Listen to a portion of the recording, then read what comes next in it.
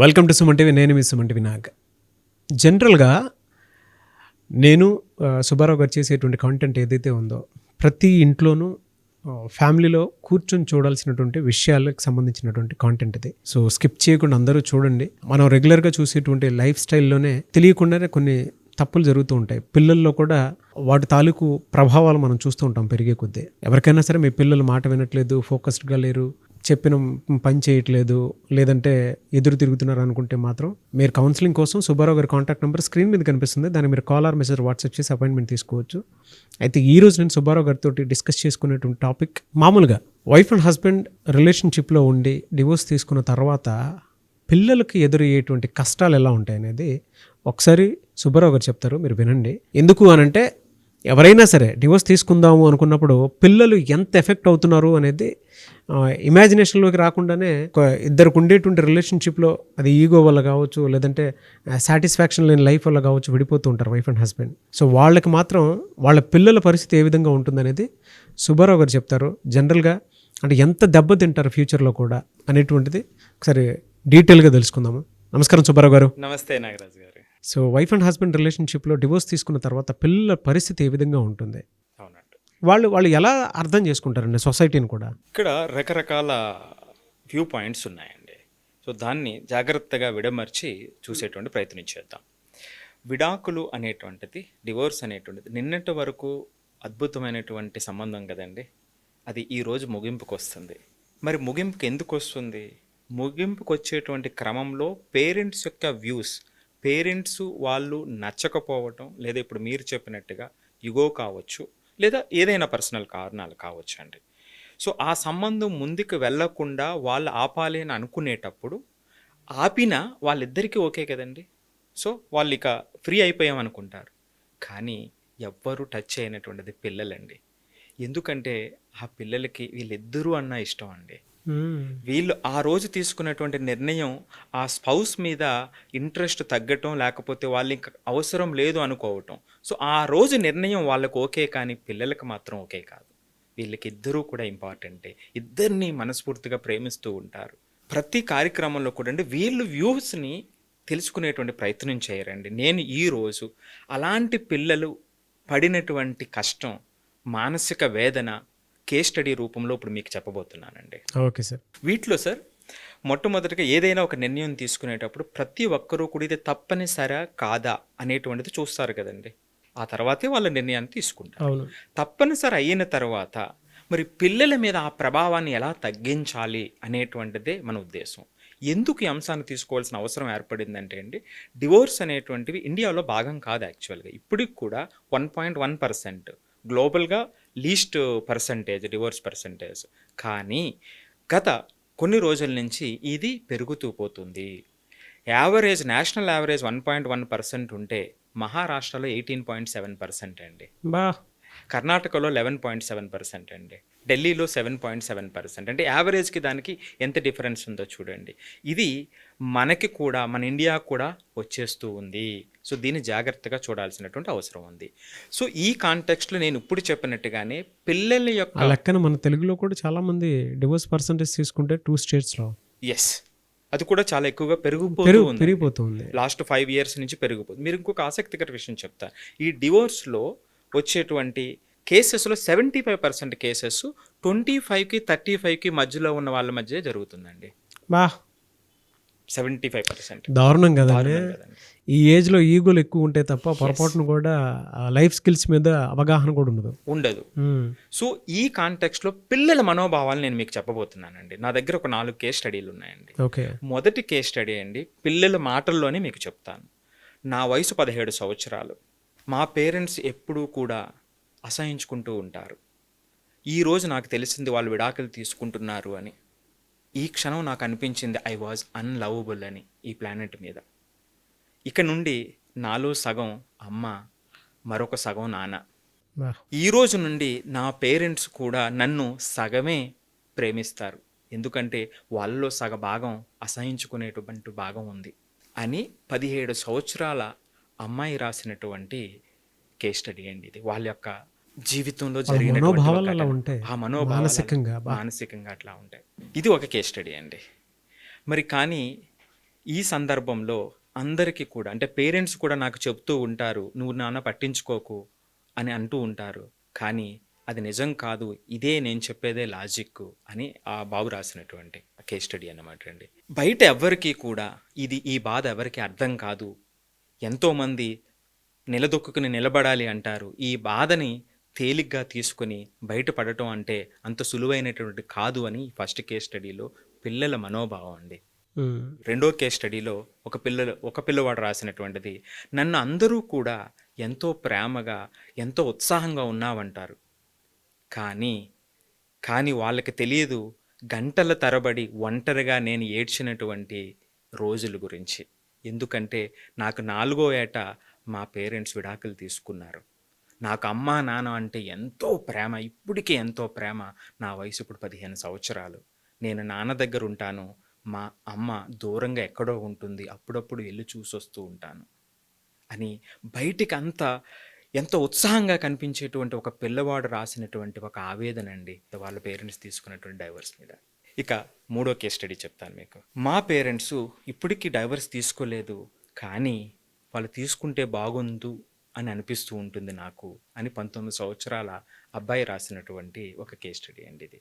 ఎందుకు అంటే వాళ్ళు ఎప్పుడూ వాదులాడుకుంటూ ఉంటారు, ఎప్పుడూ దెబ్బలాడుకుంటూ ఉంటారు. ఈ 19 సంవత్సరాల్లో ఏ వారం వీళ్ళు విడిపోతారు, ఏ నెలలో వీళ్ళు విడిపోతారు, ఏ సంవత్సరంలో విడిపోతారు అని నేను గడిపాను ఇప్పటి వరకు కూడా.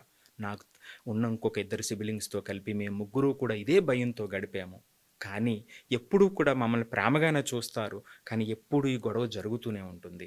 మీరు చెప్తుంటే విడిపోవాలి అనుకున్నటువంటి వాళ్ళు ఎవరైతే ఉంటారో ఇప్పటికన్నా మారండి, కనీసం అట్లా ఉంటాయి వాళ్ళ మనోభావాలని అరిచి చెప్పాలని ఉంది, అంత ఇదిగా ఉంది. చివరికి ఆ అమ్మాయి ఫైనల్గా రాసినటువంటిది ఏమిటంటే, still I love both of them అని రాసింది. ఇప్పటికీ మా కోసం కలిసి ఉన్నాము అంటూ వాదులాడుకుంటూనే ఇప్పటి వరకు ఉన్నారు. కనీసం అట్లీస్ట్ నాకు 2 పేరెంట్స్ ఉన్నారు విడిపోకుండా, ఈ బాధ ఉన్నప్పటికీ అని 19 సంవత్సరాల వయసులో ఉన్నటువంటి అమ్మాయి రాసినటువంటి కేస్ స్టడీ అండి. ఇక లాస్ట్ది చెప్తాను. నాకు పేరెంట్స్ ఇద్దరు కూడా విడిపోయారు, కానీ వాళ్ళకి రకరకాల కారణాలు ఉండొచ్చు వాళ్ళు విడిపోవటానికి. ఆ యొక్క బ్యాగేజ్ని నేను మోయకూడదు. నా గమ్యం ఏమిటి అనేది నేను నిర్దేశించుకోవాలి. రేపొద్దుట ఇలాంటి ఫ్యామిలీ కష్టాలు పడేటువంటి వాళ్ళకి సహాయపడే స్థాయికి ఎదిగి నేను ఆ స్థాయిలో ఉండి ఆ స్థాయికి ఫోకస్ చేసి అలాంటి వాళ్ళకి హెల్ప్ చేయాలి అని ఇంకొక అబ్బాయి రాసినటువంటిదండి. చూసారా, ఒక 4 విభిన్నమైనటువంటి కేస్ స్టడీ చెప్పాను. చాలామంది పేరెంట్స్ ఇలాంటి నిర్ణయం తీసుకునేటప్పుడు వాళ్ళ యొక్క వ్యక్తిగతం మొదటి ప్రాధాన్యత అయితే, వాళ్ళ స్పౌజ్ యొక్క అసహించుకోవటం అనేటువంటిది 2వ ప్రాధాన్యత అయితే, 3వది పిల్లలు అయిపోతారండి. కానీ ఆ పిల్లల మీద పడేటువంటి మానసిక ఒత్తిడి అంతా ఇంతా కాదు. సో ఈ నిర్ణయం తీసుకునేటప్పుడు ఆలోచించాల్సినటువంటివి పిల్లల యొక్క మనసును గురించి ఆలోచించాలి. ఇంక విడిపోయిన సందర్భంలో విడిపోయేటప్పుడు ఏ విధంగా వాళ్ళకి బెస్ట్ పాసిబుల్ వేలో చేయగలం అనేటువంటిది మన యొక్క ఉద్దేశం. ఇక్కడ అటువంటి డిస్కషన్ మనం చేయబోతున్నాం. కానీ నా యొక్క బాధ ఏమిటంటే అండి, పేరెంట్స్ యొక్క హ్యాపీనెస్ కోసం విడిపోయేటువంటి పరిస్థితి ఎక్కువైపోతుంది. వాళ్ళ ఇబ్బంది ఉండి విడిపోవటం అనేటువంటిది వ్యక్తిగత కారణం అండి. వాళ్ళ హ్యాపీనెస్ కోణంలో విడిపోయేటువంటిది ఎక్కువ అవుతుంది. ఎందుకో చెప్తాను మీకు. ఈ సంస్కృతి మనకి ఇక్కడది కాదు, బయట నుంచి వస్తున్నది. యుఎస్లో డివోర్స్ పర్సంటేజ్ ఎంత అనుకుంటున్నారు? మనకు 1.1% అన్నాను కదా, అక్కడ 43%. 43%. వీళ్ళండి సెకండ్ మ్యారేజ్కి వెళ్తారు కదా, వాళ్ళలో డివోర్స్ పర్సంటేజ్ ఎంతో తెలుసా అండి? 60%. బాబోయ్, అయిపోలేదు ఇంకా. థర్డ్కి వెళ్తారు చూసారా, వాళ్ళలో డివోర్స్ పర్సంటేజ్ ఎంతో తెలుసండి? 73%. అందుకనే నేను పేరెంట్స్ హ్యాపీనెస్ కోసం అనేటువంటి మాటను నేను ఉపయోగించవలసిన అవసరం ఏర్పడిందండి. సో ఇలాంటివి మనకి దాపరించకూడదు అనేది నా ఉద్దేశం. సో మరి ఇక ఇది పిల్లల మీద ఎటువంటి ప్రమాదాన్ని చూపిస్తుంది అని ఆలోచించేటువంటి సందర్భంలోనండి, దీని ఇంటెన్సిటీ, డైవర్స్ అనేటువంటి ఇంటెన్సిటీ పిల్లల మీద ప్రభావం దేని మీద ఆధారపడి ఉంటుందంటే, పేరెంట్స్ యొక్క కాన్ఫ్లిక్ట్ యొక్క ఇంటెన్సిటీ మీద ఆధారపడి ఉంటుందండి. వీళ్ళ మధ్య కాన్ఫ్లిక్ట్ ఎంత ఉంది, ఎంతకాలం నడిచింది అనేటువంటిది పిల్లల యొక్క మనస్తత్వం మీద ఆధారపడి ఉంటుంది. ఉదాహరణకి ఒక విషయం చెప్తా మీకు. ఒక ఫాదర్ చెప్తున్నాడు బాబుకి, అరే నాన్న, అమ్మకి చెప్పు సాయంత్రం డెంటిస్ట్ అపాయింట్మెంట్ ఉంది అని.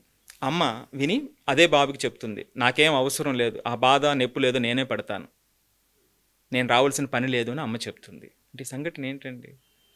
అమ్మా నాన్న మాట్లాడుకోవట్లేదు, ఉమ్. పిల్లల మధ్యలో ఎంత ఒత్తిడి ఏర్పడుతుందండి. ఇది ఒక రకమైనటువంటి సందర్భం. రెండో సందర్భం, పేరెంట్స్ విపరీతంగా వెర్బల్గా గొడవ పడుతూ ఉంటారు, వాదులాడుకుంటూ ఉంటారు, అబ్యూజ్ చేసుకుంటూ ఉంటారు, కొన్ని సందర్భాల్లో కొట్టుకుంటూ ఉంటారు. ఇలాంటి కేసెస్ కూడా ఉంటాయి. మూడవది, పేరెంట్స్ కమ్యూనికేట్ చేసేటప్పుడు ఒక మెచ్యూరిటీతో ఉంటారండి. ఒక గ్రూప్ ఆఫ్ పేరెంట్స్ వాళ్ళు ఏంటంటే వాళ్ళ వచ్చేటువంటి మాటలను పిల్లలకి తెలియనివ్వరు. పిల్లల దగ్గర వాళ్ళ ఎమోషన్స్ని కంట్రోల్ చేసుకుని వాళ్ళు ఉన్న సందర్భంలో చాలా కంట్రోల్గా ఉంటారు. సో వాళ్ళకంటే చాలా ఇబ్బంది ఉన్నప్పటికీ కూడా, డిఫర్ అవ్వాలనుకున్నప్పటికీ కూడా, ఇలా రకరకాల కుటుంబాలు ఉంటాయండి. ఏది ఏమైనప్పటికీ కూడా ఈ ఇంటెన్సిటీ పిల్లల మీద ఎలాంటి ప్రభావం చూపుతుంది అంటే, ఈ సందర్భం జరుగుతున్నటువంటి సందర్భంలో పిల్లల యొక్క పల్స్ రేట్ ఒక్కసారిగా పెరుగుతుందండి, చెమటలు పడతాయి, అక్కడి నుంచి ఆ స్ట్రెస్ హార్మోన్స్ రిలీజ్ అవుతాయి. స్ట్రెస్ హార్మోన్స్ రిలీజ్ అయిన సందర్భంలో వాళ్ళకు ఒక భయం ఆవరిస్తుంది. ఎందుకు భయం ఆవరిస్తుందండి? ఒక వ్యక్తికి జాబ్ లేదు నీకు రేపటి నుంచి ఇక్కడ అంటేనే తట్టుకోలేనటువంటి పెద్ద వ్యక్తే, అరే నా భవిష్యత్తు, నేను వాళ్ళ రక్తము, నాకు భద్రత వాళ్ళే, అలాంటి వాళ్ళు నన్ను త్యజించబోతున్నారు, ఫియర్ ఆఫ్ అబాండన్మెంట్ అంటారండి, నన్ను త్యజిస్తున్నారు వాళ్ళు అనేటువంటిది ఎంత నొప్పిని కలిగిస్తుంది చూడండి పిల్లల్ని. అంటే మనకి ఎవరికైనా సరే భద్రత ఎక్కడండి? తల్లి తండ్రి ఒడి, ఆ తర్వాత ఇల్లు. అలాంటి తల్లి తండ్రి ఒడి నువ్వు నాకు సంబంధం లేదని గెంటైపోతున్నారు అనేటువంటి ఒక్క క్షణం ఒక్కసారి ఆలోచించండి, ఆ పిల్లలు ఎంత మనోవేదన ఉంటుందో. ఇది నేను ఇందాక చెప్పినట్టుగా ఆ ఇంటెన్సిటీ పెరిగినప్పుడు నెక్స్ట్ లెవెల్, అంటే కన్సిస్టెంట్గా స్ట్రెస్ పెరుగుతూ పోతూ ఉన్నట్లయితే వాళ్ళలో మూడ్ స్వింగ్స్ వస్తాయి. మూడ్ స్వింగ్స్ వచ్చినప్పుడు రెండు రకాల దారులు.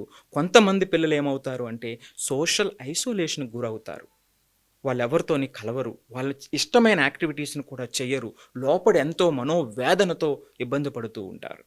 మరొక రకం ప్రోన్ టు రాంగ్ ప్రాక్టీసెస్ అండి, రాంగ్ ఫ్రెండ్షిప్స్. మీ దగ్గర వినటం మానేస్తారు వాళ్ళు, బయట వేరే ఏదైతే ప్రభావితం చేస్తుందో వాటిని వినటం మొదలు పెడతారు.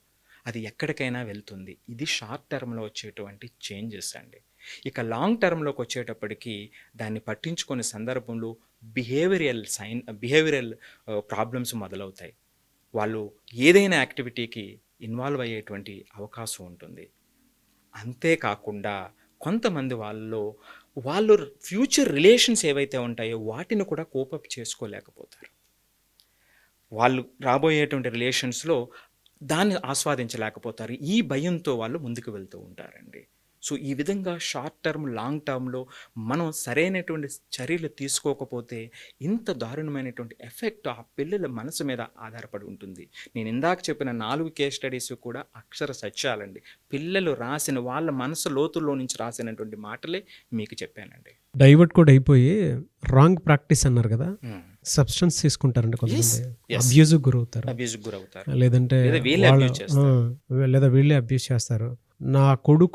నా కూతురు ఫ్యూచర్ ఇది అవుతుందేమో అనుకుని ఆలోచించేటువంటి వాళ్ళు ఎవరైతే ఉంటారో, వన్స్ ఈ వీడియో చూసిన తర్వాత డెఫినెట్గా దీనికి పర్సనల్ కౌన్సిలింగ్ అయినా సరే తీసుకుని బ్యాలెన్స్డ్ లైఫ్ స్టైల్ని అందరూ కోరుకోవాలని మాత్రం కోరుకుంటాను సార్. ఇక్కడ ఒక్క ఫైనల్ పాయింట్ ఏమిటంటే అండి, ఎవరైనా సరే ఇద్దరు కోపపడుతున్నప్పుడు 2 కోణాలు నేను చూస్తానండి. ఒకటి, ఆ కోపం తర్వాత అసహ్యం వస్తుందా, ఆ కోపం తర్వాత ప్రేమ వస్తుందా? నేను ఇందాక చెప్పిన 3వ కేస్ స్టడీలో ఎప్పుడు వాళ్ళు వాదులాడుకుంటారు, లవ్ అండ్ హేట్ రెండూ కలిసి ఉన్నాయి అక్కడ ఆ 3వ కేస్ స్టడీలో. అలాగే ఇక్కడ ఆ పేరెంట్స్ కూడా కోపం తర్వాత ప్రేమ కూడా ఉంటే ఒక్కసారి ఆలోచిస్తే ఆ ఇబ్బందులన్నీ తొలగిపోతాయండి. కోపం తర్వాత అసహ్యం కూడా ఉంటే ఇంక వెళ్ళలేని సంబంధం అయితే స్పౌసెస్గా విడిపోండి, కో పేరెంట్స్గా పిల్లలతో కలిసి ఉండండి. ఇదండి నేను ఫైనల్గా చెప్పేది. ఎలా సార్ అంటే జనరల్గా చాలామంది మీ దగ్గర కౌన్సిలింగ్కి వద్దాము అనుకునేటువంటి వాళ్ళు ఉంటారు. ఎందుకంటే మీరు చెప్పేటప్పుడు నాకే మా అబ్బాయి గుర్తొచ్చేసారు మధ్యలో ఒక టైంలో. మనం పొద్దున్నుంచి సాయంత్రం వరకు ఇక్కడే ఉంటారు సార్, షూటింగ్ చేసుకుని వెళ్తూ ఉంటాము. ఏ టైంకి వెళ్తారు? ఇంట్లో వాళ్ళు అరుస్తూ ఉంటారు మామూలుగా. మనం ఏం చేస్తామంటే కామ్గా కూర్చొని ఉంటాము. మా అబ్బాయి వచ్చి సారీ చెప్పు అంటాడు, తీసుకుని వెళ్ళి వస్తానన్నా కదా 6కి రాలేదు, సారీ చెప్పు అంటాడు. అంటే ఒక 5 years బాబుకే అన్ని ఆలోచనలు వస్తున్నాయి అంటే, నా దగ్గర ఉండేటువంటి నా కొడుక్కి అన్ని ఆలోచనలు వస్తున్నాయంటే జనరల్గా సొసైటీలో పెరిగేటువంటి పిల్లలకి మళ్ళీ కన్స్ట్రక్టివ్ లైఫ్ నేను అనేది correct. రెగ్యులర్గా ఉండేటువంటి జీవితాలు అవును మీరు ఇందాక లాస్ట్లో అన్నారు కోపం వలన నిజంగా ఎదుటిన్నోడికి ఇంకా తీవ్రమైనటువంటి కోపం వస్తుందా ప్రేమ వస్తుందా అనుకున్నటువంటి రీచెక్ చేసుకునేటప్పుడు అసహ్యంగా ఉంది అనుకున్నప్పుడు ఒక్కొక్క లైఫ్ని మళ్ళీ ఇంబ్యాలెన్స్గా కనిపిస్తుంది అనుకున్నప్పుడు కౌన్సిలింగ్ అయితే చాలా అవసరం కూడా అవును. సో ఆ ప్రాసెస్లో మిమ్మల్ని అప్రోచ్ అవ్వాలి అని అంటే పిల్లల మైండ్ సెట్ని తెలుసుకొని ఎలా వెళ్తే బాగుంటుందని అనుకునేటువంటి వాళ్ళు మిమ్మల్ని అప్రోచ్ అవ్వాలంటే ప్రాసెస్ ఏంటి? తప్పకుండా అండి. ఏదైతే స్క్రీన్ మీద స్క్రోల్ అవుతుందో ఆ నెంబర్కి కాల్ చేస్తే అపాయింట్మెంట్ ఇస్తారండి మన వాళ్ళు డైరెక్ట్గా వచ్చి కలవచ్చు. మనం చూసేటువంటి కోణం ఏంటంటే పిల్లల యొక్క వ్యూ పాయింట్ అండి.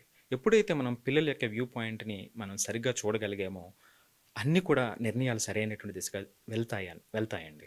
లేదు సార్, థ్యాంక్ యూ అండి. Thank you so much Subbarao గారు. థ్యాంక్ యూ అండి. సో చూసారు కదండి వీడియో. ఈ వీడియోపై మీ అభిప్రాయాన్ని కామెంట్ బాక్స్లో పోస్ట్ చేయండి. ముఖ్యంగా మీరు కనుక సుబ్బారావు గారు అపాయింట్మెంట్ తీసుకోవాలి అనుకుంటే స్క్రీన్ మీద మీ కాంటాక్ట్ నెంబర్ కనిపిస్తుంది. దాన్ని మీరు కాల్ ఆర్ మెసేజ్ వాట్సాప్ చేసి వెంటనే అపాయింట్మెంట్ బుక్ చేసుకోండి. అండ్ ఐఐటి, జేఈ, నీట్ వాటికి సంబంధించినటువంటి కౌన్సిలింగ్, కోచింగ్ కూడా ఇస్తూ ఉంటారు. అండ్ ఆన్లైన్లో ఏదైనా క్లాసెస్ కావాలి అనుకున్నా కూడా దానికి హెల్ప్ చేస్తూ ఉంటారు.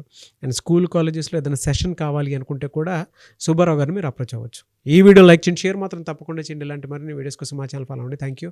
సుమన్ టీవీలో మీ పర్సనల్ అండ్ బిజినెస్ ప్రమోషన్స్ కోసం కింది నెంబర్కి కాంటాక్ట్ చేయండి.